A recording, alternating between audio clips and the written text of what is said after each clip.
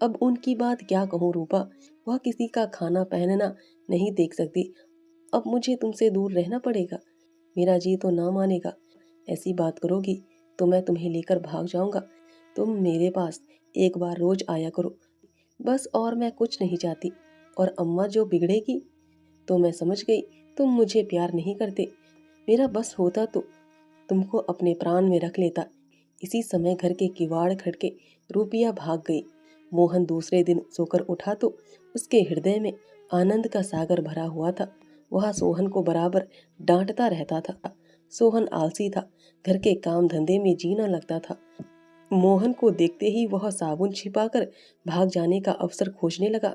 मोहन ने मुस्कुराकर कहा, धोती बहुत मैली हो गई है सोहन, धोबी को क्यों नहीं देते। सोहन को इन शब्दों में स्नेह की गंध आई। धोबिन पैसे मांगती है तो पैसे अम्मा से क्यों नहीं मांग लेते। अम्मा कौन पैसे दिए देती है, तो मुझसे ले लो। यह कहकर उसने एक इकनी उसकी ओर फेंक दी। सोहन प्रसन्न हो गया। भाई और माता दोनों ही उसे धिक्कारते रहते थे। बहुत दिनों बाद आज उसे स्नेह की मधुरता का स्वाद मिला। इकनी उठा ली और धोती को वहीं छोड़कर गाय को खोलकर ले चला। मोहन ने कहा, रहने दो, मैं इसे लिए जाता हूँ। सोहन ने पघिया मोहन को देकर फिर पूछा, तुम्हारे लिए चिलम रख लाऊं। जीवन में आज पहली बार सोहन ने भाई के प्रति ऐसा सद्भाव प्रकट किया था। इसमें क्या रहस्य है, यह मोहन की समझ में नहीं आया। बोला, आग हो तो रख आओ।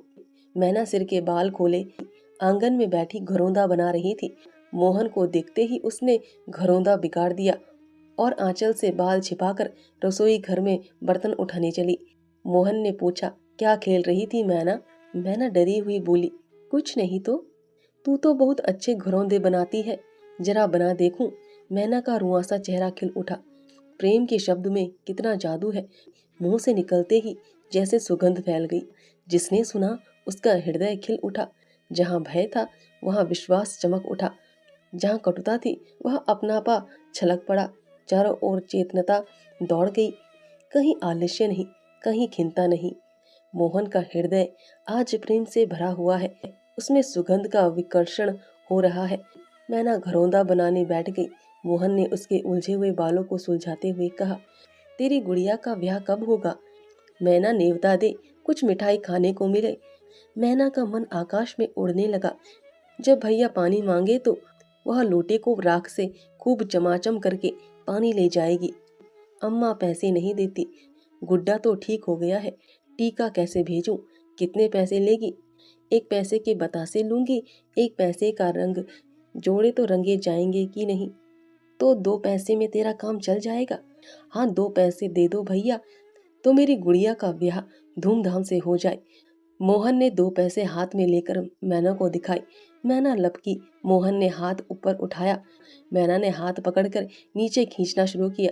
मोहन ने उसे गोद में उठा लिया। मैना ने पैसे ले लिए और नीचे उतरकर नाचने लगी। फिर अपनी सहेलियों को विवाह का नेवता देने के लिए भागी। उसी वक्त बूटी गोबर का झावा लिए आ पहुंची। मोहन को खड़े देखकर कठोर स्वर में बोली, अभी तक मटर गश्ती ही हो रही है, भैंस कब दूही जाएगी। आज बूटी को मोहन ने विद्रोह भरा जवाब ना दिया, जैसे उसके मन में मधुराई का कोई सोता सा खुल गया हो। माता को गोबर का बोझ लिए देखकर उसने झावा उसके सिर से उतार लिया। बूटी ने कहा, रहने दे, जाकर भैंस दो, मैं तो गोबर लिए जाती हूँ। तुम इतना भारी बोझ क्यों उठा लेती हो, मुझे क्यों नहीं बुला लेती। माता का हृदय वात्सल्य से गदगद हो उठा। तू जा अपना काम देख, मेरे पीछे क्यों पड़ता है। गोबर निकालने का काम मेरा है, और दूध कौन दोहेगा, वह भी मैं करूँगा। तू इतना बड़ा जोधा है, ये सारे काम कर लेगा। जितना कहता हूँ उतना कर लूँगा। मैं तो क्या करूँगी, तुम लड़कों से काम लो, जो तुम्हारा धर्म है। मेरी सुनता है कोई। आज मोहन बाजार से दूध पहुंचाकर लौटा तो पान कत्था सुपारी, एक छोटा सा पानदान और थोड़ी सी मिठाई लाया। बूटी बिगड़कर बोली, आज पैसे कहीं फालतू मिल गए थे। इस तरह उड़ावेगा तो के दिन निभा होगा। मैंने तो एक पैसा भी नहीं उड़ाया अम्मा। पहले मैं समझता था तुम पान खाती ही नहीं, तो अब मैं पान खाऊंगी। हाँ और क्या, जिसके 2-2 जवान बेटे हों, हाँ क्या वह इतना शौक भी ना करे। बूटी के सूखे कठोर हृदय में कहीं से कुछ हरियाली निकल आई। एक नन्ही सी कोपल थी, उसके अंदर कितना रस था। उसने मैना और सोहन को एक एक मिठाई दे दी और एक मोहन को देने लगी। मिठाई तो लड़कों के लिए लाया था अम्मा, और तू तो बूढ़ा हो गया। क्यों? इन लड़कों के सामने तो बूढ़ा ही हूँ, लेकिन मेरे सामने तो लड़का ही है। मोहन ने मिठाई ले ली। मैना ने मिठाई पाते ही गप से मुंह में डाल ली थी। वह केवल मिठाई का स्वाद जीभ पर छोड़कर कब की गायब हो चुकी थी। मोहन को ललचाई आंखों से देखने लगी। मोहन ने आधा लड्डू तोड़कर मैना को दे दिया।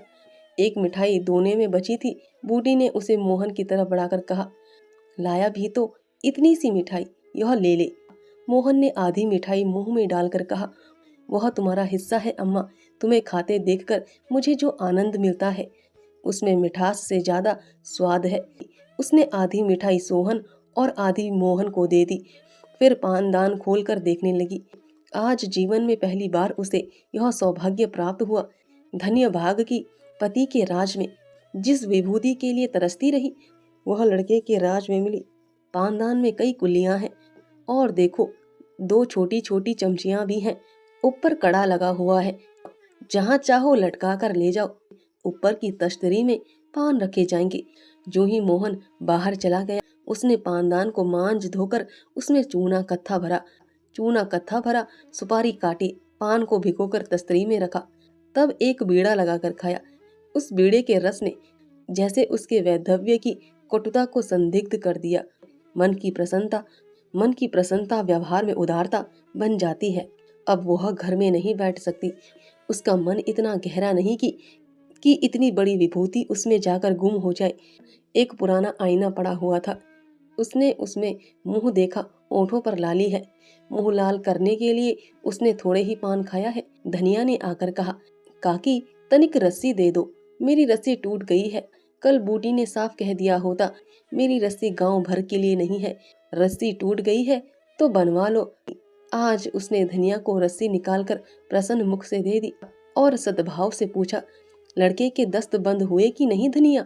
धनिया ने उदास मन से कहा, नहीं काकी, आज तो दिन भर दस्त आई, जाने दांत आ रहे हैं। पानी भर ले तो चल, जरा देखूं दांत ही है कि कुछ और फसाद है। किसी की नजर वजर तो नहीं लगी? अब क्या जाने काकी, कौन जाने किसकी आंख फूटी हो। 4 लड़कों को नजर का बड़ा डर रहता है। उसने चुमकार कर बुलाया, झट उसकी गोद में चला जाता है। ऐसा हंसता है कि तुमसे क्या कहूँ। कभी कभी माँ की नजर भी लग जाया करती है। ए नौज काकी, भला कोई अपने लड़के को नजर लगाएगा? यही तो तू समझती नहीं, आप ही नजर आप ही लग जाती है। धनिया पानी लेकर आई तो बूटी उसके साथ बच्चे को खेलने चली। तू अकेली है, आजकल घर के काम धंधे में बड़ा अडस होता होगा। नहीं काकी, रुपया आ जाती है, घर का कुछ काम कर देती है। नहीं, अकेले तो मेरी मरण हो जाती। बूटी को आश्चर्य हुआ। रुपया को उसने केवल तितली समझ रखा था। रुपया? हाँ काकी, बेचारी बड़ी सीधी है। झाड़ू लगा देती है, चौका बर्तन कर देती है, लड़के को संभालती है। गाड़े समय कौन किसकी बात पूछता है काकी? उसे तो अपनी मिस्सी काजल से छुट्टी ना मिलती होगी। यह तो अपनी अपनी रुचि है काकी। मुझे तो इस मिस्सी काजल वाली ने जितना सहारा दिया उतना किसी भक्ति ने ना दिया। बेचारी रात भर जागती रही, मैंने तो कुछ दे तो नहीं दिया। हाँ, जब तक जीऊंगी उसका जस गाऊंगी। तो उसके गुण अभी नहीं जानती धनिया। पान के लिए पैसे कहाँ से आते हैं, किनारदार साड़ियाँ कहाँ से आती हैं, मैं इन बातों में नहीं पड़ती काकी। फिर शौक श्रृंगार करने को किसका जी नहीं चाहता। खाने पहनने की यही तो उम्र है। धनिया ने बच्चे को खटोले पर सुला दिया। बूटी ने बच्चे के सिर पर हाथ रखा, पेट में धीरे धीरे उंगली गड़ाकर देखा, नाभि पर हींग का लेप करने को कहा। रुपया बेनिया लाकर उसे झलने लगी।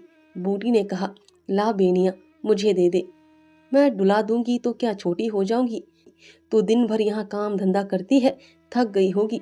तुम इतनी भली मानस हो, और यहाँ लोग कहते थे वह बिना गाली के बात नहीं करती, मारे डर के तुम्हारे पास ना आई। बूटी मुस्कुराई। लोग झूठ तो नहीं कहते, मैं आंखों की देखी मानूं कि कानों की सुनी। कह तो दी होगी, दूसरी लड़की होती तो मेरी ओर से मुंह फेर लेती, मुझे जलाती, मुझे ऐंठती। इसे तो जैसे कुछ मालूम ही ना हो सकता है कि मोहन ने इससे कुछ कहा ही ना हो। हाँ यही बात है। आज रूपिया बूटी को बड़ी सुंदर लगी। ठीक तो हो, अभी शौक सिंगार ना करोगी तो कब करोगी?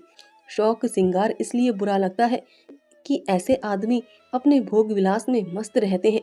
किसी के घर में आग लग जाए उनसे मतलब नहीं। उनका काम तो खाली दूसरों को रिझाना है। जैसे अपने रूप की दुकान सजाए राह चलतों को बुलाती हो कि जरा इस दुकान की सैर भी करते जाइए। राह चलतों को बुलाती हो कि जरा इस दुकान की सैर भी करते जाइए। ऐसे उपकारी प्राणियों का सिंगार बुरा नहीं लगता, नहीं बल्कि और अच्छा लगता है। इससे मालूम होता है कि इसका रूप जितना सुंदर है उतना ही मन भी सुंदर है। फिर कौन नहीं चाहता कि लोग उनके रूप की बखान करें। इसे दूसरों की आंखों में छुप जाने की लालसा नहीं होती। बूटी का यौवन कब का विदा हो चुका, फिर भी यह लालसा उसे बनी हुई है। कोई उसे रस भरी आंखों से देख लेता है तो उसका मन कितना प्रसन्न हो जाता है। जमीन पर पांव नहीं पड़ते। फिर रूपा तो अभी जवान है। उस दिन से रूपा प्रायः एक बार नित्य बूटी के घर आती। बूटी ने मोहन से आग्रह करके उसके लिए अच्छी सी साड़ी मंगवा दी।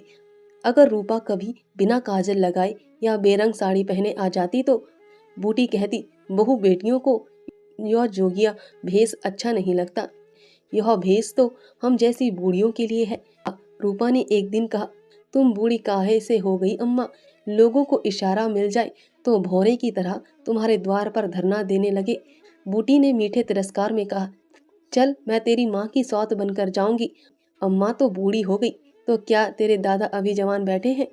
हाँ ऐसा बड़ी अच्छी मिट्टी है उनकी। बूटी ने उसकी ओर रस भरी आंखों से देखकर पूछा, अच्छा बता मोहन से तेरा ब्याह करा दूं? रूपा लजा गई, मुख पर गुलाब की आभा दौड़ गई। आज मोहन दूध बेचकर लौटा तो बूटी ने कहा, कुछ रुपये पैसे जुटा, मैं रूपा से तेरी बातचीत कर रही हूँ।